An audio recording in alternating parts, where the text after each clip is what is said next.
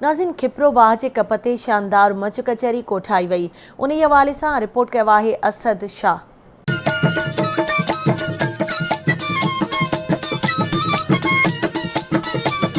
आवाज़ न्यूज़ पारां सकाफ़ती ॾींहुं मल्हाइण जे ऐलान खां पोइ समूरी सिंध जियां खिप्रो बि सकाफ़ती रंगनि सां रंगिजी वियो आहे। खिप्रो वाह जे कंधीअ ते नियाज़ साईं पारां मच कचहरी मुनक़िद कई वई, जिते क़ौमी शाइरनि, फनकारनि ऐं अलगोज़े नवाज़नि कचहरी खे असुल 4 चंड लॻाए छॾिया। खिप्रो जे क़ौमी शाइरनि पंहिंजी शाइरीअ में धरती अमड़ खे भेटा ऐं पंहिंजा वचन वरजाईंदे असुल वाह वाह कराए छॾी। सिंध जी सकाफ़त जो कहिड़ो करियां बयान, सूअं संभाल जेका सिंध में आ ॿियो किथे आहे कान। ज़ाकिर शर्चे शान अजरक टोपी असांजो छड़े फूकूं ॾेई होका जे निकिरी पऊं त पंहिंजी सिंधड़ी बची पवे। छड़े खुशामद खचरनि जी करे वाका निकिरी पऊं त पंहिंजी सिंधड़ी बची पवे। उथो उथो सुजाग थियो, छा सुबह आयो कबर में, वञे पई विकाम जी सिंध अवां जे सबर में। उधार करण जा ख्वाब ॾिसे थो, तंहिंसां आहे जंग ऐलान असांजो। मन में तुझी सूरत आहे, सिंध शान असांजो।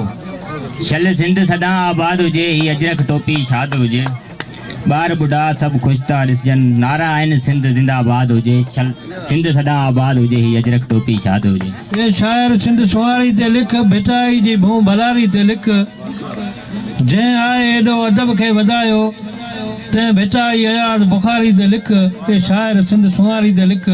जिए जिए सिंध सदाई नारा पिया हणंदासी, जिए सिंध सदा, जिए सिंध सदा, ओ जिए सिंध सदा। त ॿिए पासे वरी मक़ामी फनकारनि बि क़ौमी गीत ॻाए माण्हुनि खे झूमण ते मजबूर करे छॾियो।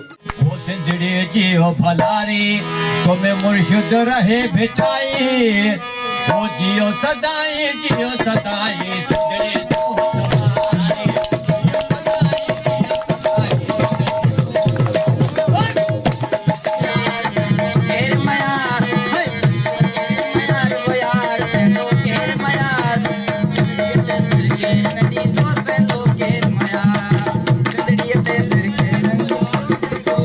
जॾहिं त अलगोज़े नवाज़, सलीम बोज़दार ऐं गुलाब फ़क़ीर बि कचहरी खे असुल 4 चंड लॻाए छॾिया।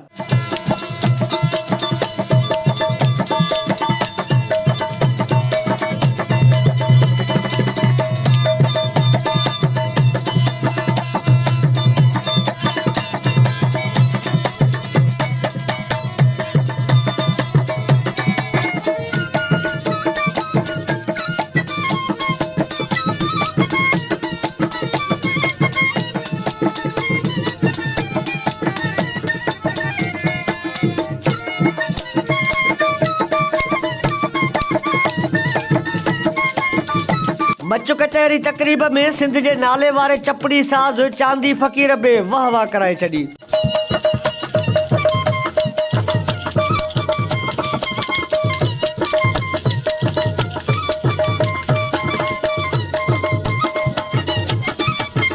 मच कचहरी तकरीब में शरीक माण्हुनि पंहिंजा वीचार कुझु हिन रीति वंडिया। अॼु आवाज़ टीवी पारां जेका मच कचहरी कोठाई वई आहे, सच पुछो त असांखे ईअं महसूसु थियो त सिंध जा दूल्हे दरिया ख़ान, सिंध जा होशू, सिंध जा हेमू, रूपलो कोहली ऐं सिंध जा उहे अज़ीम सुरमियूं जेके आहिनि, सुहिणी, ससुई, नूरी ऐं अज़ीम सिंध जी मारवी ऐं बख़्तावर, ऐं उन्हनि जो किरदारु जेको आहे असां में हिकिड़ो समाइजी वियो आहे। ऐं असां सिंधी माण्हुनि महसूसु कयो आहे त हाणे सिंध जाॻे पई, हाणे सिंध मुर्के पई, हाणे सिंध जरके पई। आवाज़ टीवी जो जेको स्लोगन आहे, इल्मु पिरायो सिंध संवारियो, असां इन स्लोगन सां गॾु आहियूं। सिंध जे सभिनी नौजवाननि खे, ॿारनि खे जेको आहे वधि खां वधि तालीम तरफ़ ध्यानु ॾियणु घुरिजे, छाकाणि त सिंध जी सकाफ़त तहज़ीब सां गॾोगॾु तालीम पिणु ज़रूरी आहे। मच कचहरी तकरीब जी पुॼाणी हो जमालो सां थी त समूरनि माण्हुनि जा असुल थक लही विया।